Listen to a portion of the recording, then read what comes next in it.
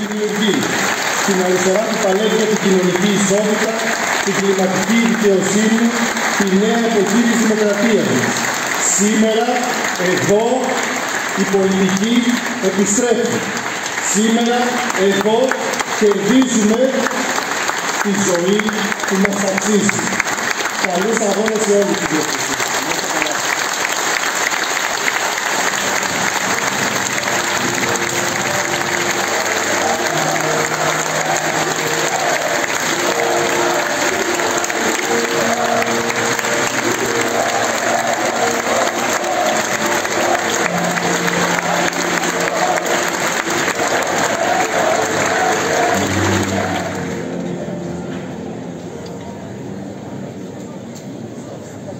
Αγαπητές συντρόφισσες, αγαπητοί σύντροφοι,